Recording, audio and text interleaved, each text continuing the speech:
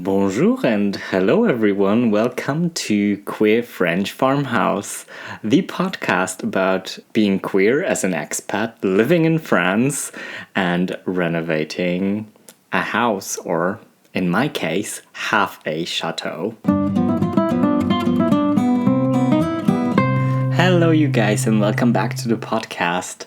It's been a hell of a week, but today I want to talk about a topic that actually just sprung on to me because my boyfriend actually listened to a very interesting other podcast from a socio kind of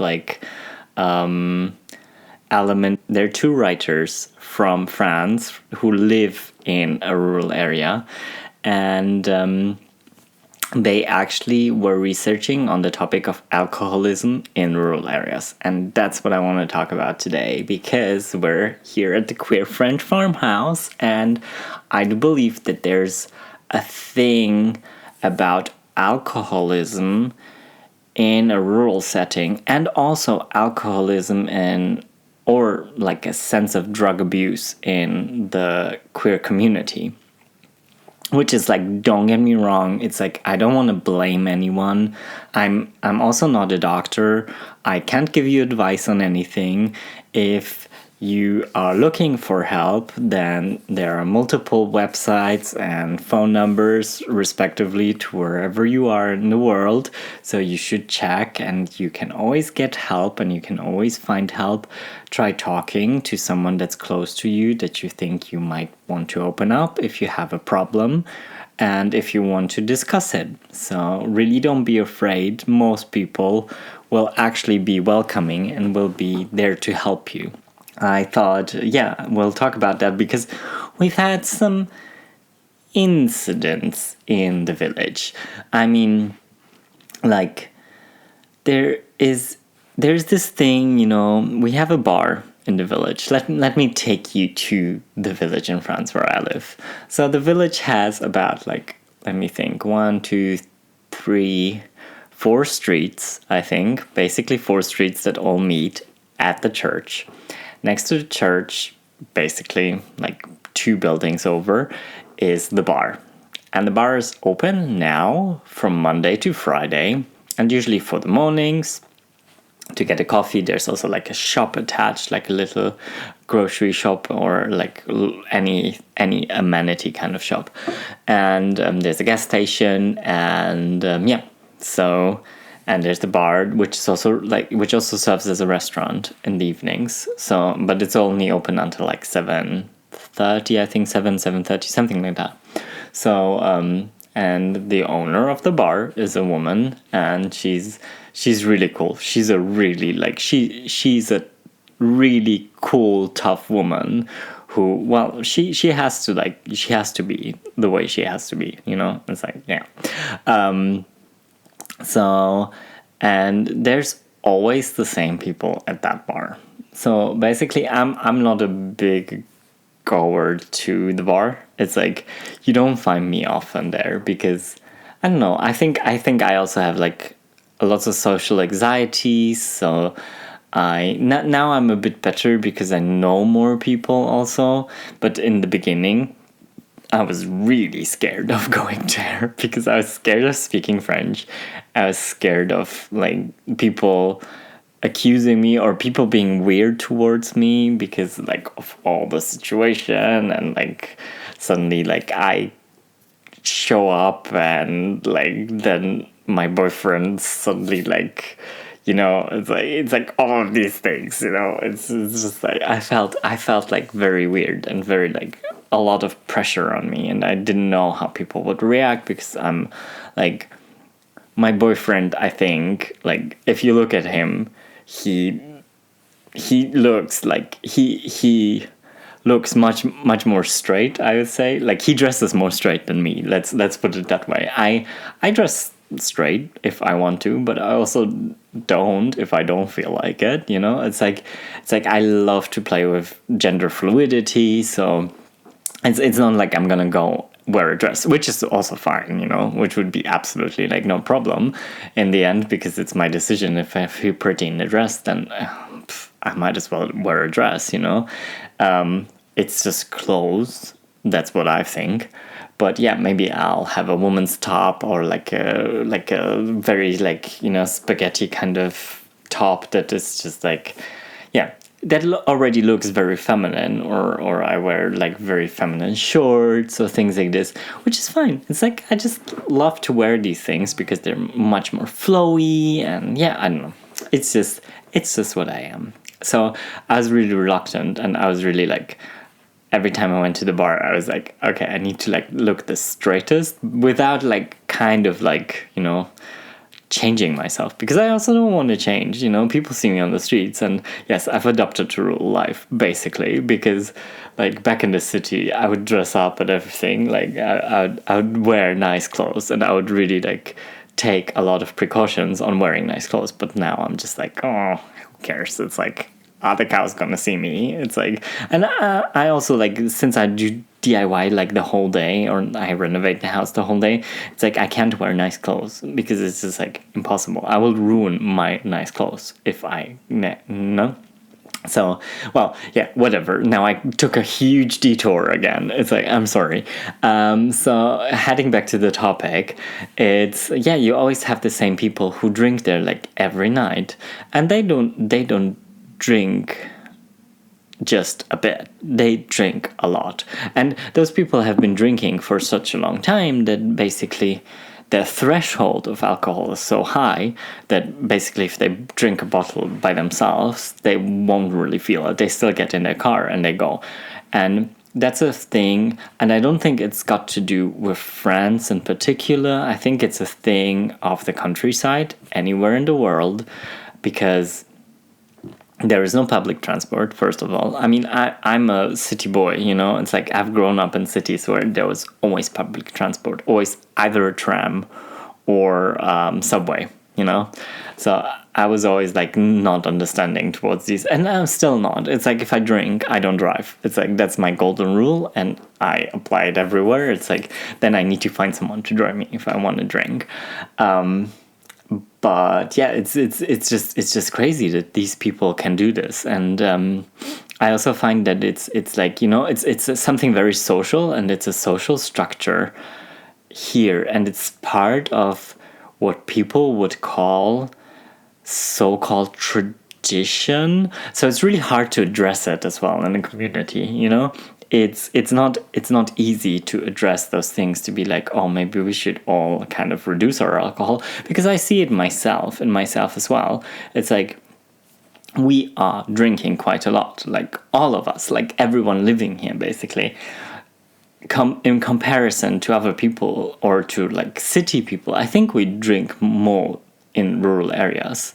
Because it's just like, yeah, you end up sitting together and then you open up a bottle, and it's I'm not saying like everyone does that. It's like that would be too simple. It's like saying it the other way around, But what I'm saying is like that, yeah, there's a certain, there's a certain kind of evolvement in this, like sociologically, because it's like people have always been together somewhere after or before work, and like drinking, and maybe just drinking one cup, or one glass of wine in the morning, one glass of wine in the evening, It's like just to get there, they like whatever. It's like I'm not judging, It's just how the countryside works, But those people are hard laborers, and those people were like working a lot, and so they didn't have time to sit around somewhere and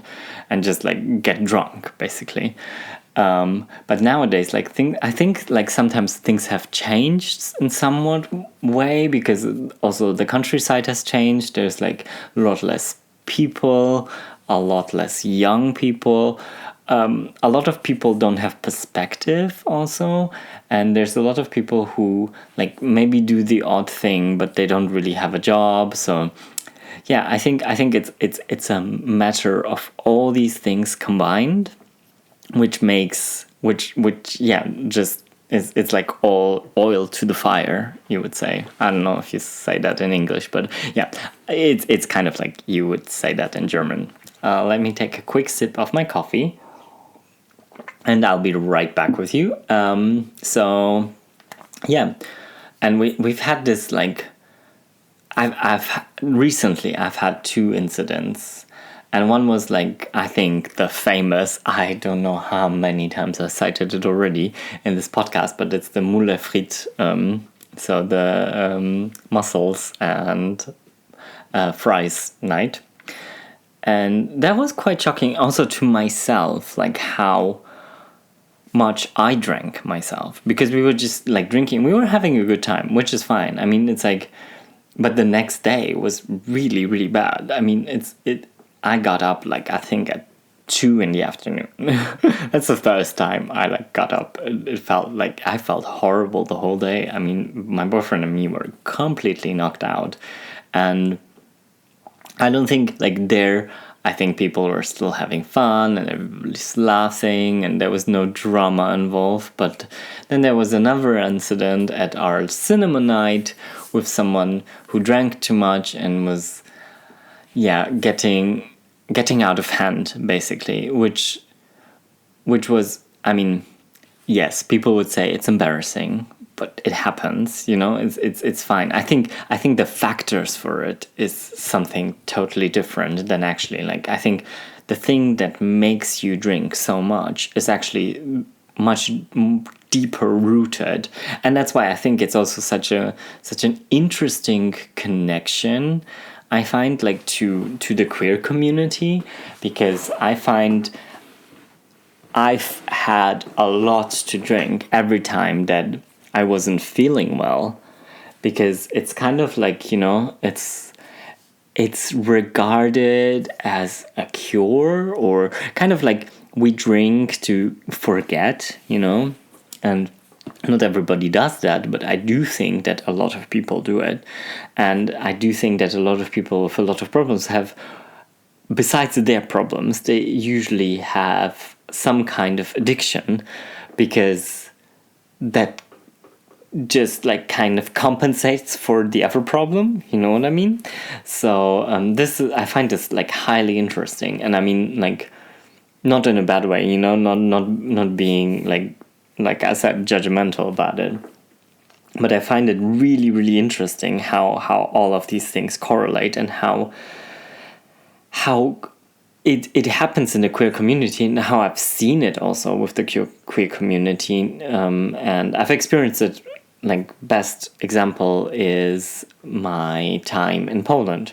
So I just finished ballet school. I was fresh out of ballet school, had my diploma. I was a professional dancer, and I had my very first job in Poland, in Bydgoszcz, which is quite a big city. It's like a capital of one of the states in Poland.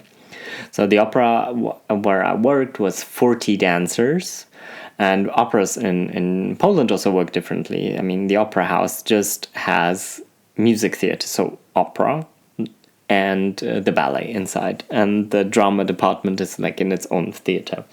So I was having a really hard time not only getting into the job and getting into the routine of, because when you come out of school, it's like everybody, like, you get told what to do all the time, and then suddenly you're in this job and there's like 39 other people around you and you're the newbie, and it's like you kind of need to adjust, and then it was also that people actually really had a tough time with me, I think, because I was the only openly gay. I'm not sure. I was the only gay person there. So I think, and I was really open about it, and I wasn't even trying to hide it, because, like, I mean, come on.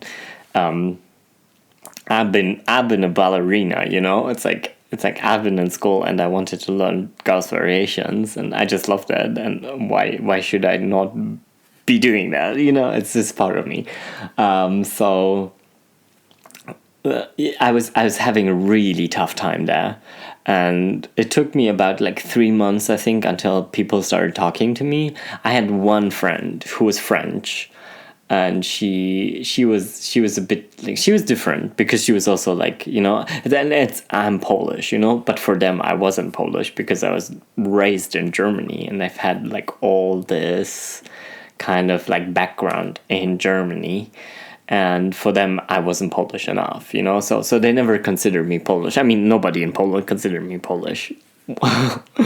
But yeah, I think that's for another topic. But yeah, I had a really tough time, and people being slightly mean to me as well, or like not talking, ignoring me, the full thing. So I think like I ended up drinking every night, calling my friend who just started working in Munich and who was also like having similar issues, and she was really unhappy, and she moved to Munich. Her boyfriend broke up with her, and suddenly she was alone in this big city without knowing anyone, basically. So we were both kind of like lost. So we were talking, we were Skyping almost every evening, and just like crying and laughing and drinking and smoking. I mean, I was a heavy smoker back then, so I was also smoking. I was drinking, the whole thing, and yeah, I think it was like, for me, it was a coping mechanism. It was this mechanism of like trying to find peace, or trying to like get my mind off things, of all the problems that I had, of all the loneliness that I felt. And I think like loneliness is a big trigger for actually like starting to drink and starting to pick up that bottle. And so I think it really correlates with the queer community, the drinking problems, or alcoholism, or whatever you want to call it, substance abuse. I don't want to even go into that topic, because I do think it's a whole different like topic that has a lot to do with club culture and other things. And I'm also like, I've never tried it. Like, I've never had any like drugs other than alcohol and cigarettes. So I can't tell you anything from that experience, from that viewpoint. So I'm not going to, because why should I? I don't have the experience. I have not lived through it, and I find like I would rather just tell you about my personal things, and just kind of like dive into that kind of topic. But it's really interesting, how all of these factors kind of like go into the same stream, how all of these little kind of like springs, if you want to take like this water kind of like analogy, and all these springs feed the same stream in the end, because it's all about like our emotions, and how much we actually don't want to deal with our emotions as well, and how much things are also considered normal, and that's another thing.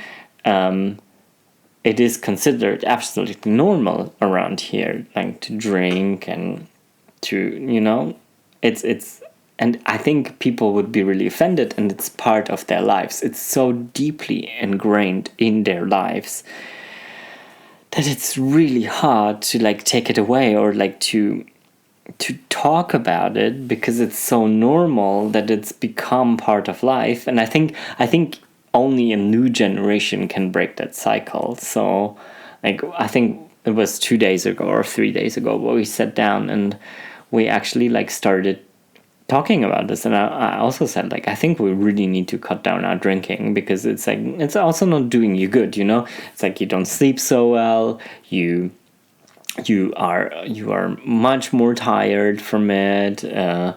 It's all your body degrades, basically. You're constantly kind of like bloated up. Your face looks different, and all of these things. It's like, look at people who've had heavy alcohol abuse in their life, and you just see it. It's like you see it instantly, which is like, still not blaming or judging or whatever. But I do think that if you do want to live a sort of healthy life and you do want to live a bit longer, then I think it's kind of smart to like reflect on some of your behaviors and some where they actually come from, you know, what triggers it, you know, that's what I find like really interesting. So maybe you've experienced it yourself, or maybe you've been very lonely at one point as well in your life, and you've experienced it actually, like you grabbed some alcoholic beverage and you thought it would, like, you know, which is absolutely fine. And yeah, it's just a thing I think we all go through at times. And unless you don't drink alcohol at all, which is also like another kind of valid option, you know. For me, it's just like I really like the taste of a nice wine, but then I'd like to enjoy it rather than actually like just pouring down the whole bottle. So yeah, things need to change around here, and we're the generation that I think maybe starts it. And yes, and if you don't want to get drunk, but actually want to experience the beautiful nature of Charente, then you can book a stay with me. I mean, you can check out my website, Demi-Château.com. You find the link in the show notes.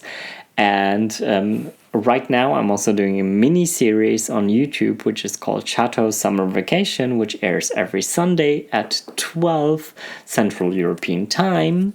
And there you'll find like little hideaways and things to do here, and just like more my daily life, more personal, more things like you can see me going around. You see kind of the behind the scenes of the main YouTube channel that I have. And if you enjoy this podcast, and you can also follow this podcast, I would be very happy and recommend it to friends and family. And I shall talk to you next week. I actually just like thought about like the podcast format, and I have decided to do 12 episodes of this podcast. So there's going to be 3 more episodes after this one, and then I'll give it a rest, and then I'll be back with a second season a bit later in the year, because I also just need to be like really concentrating on my guest business and on the Airbnb and the B&B, basically. So thank you very much for listening, and I shall talk to you next week. Until then, I'm saying bisous bisous, and à bientôt et au revoir from the southwest of France.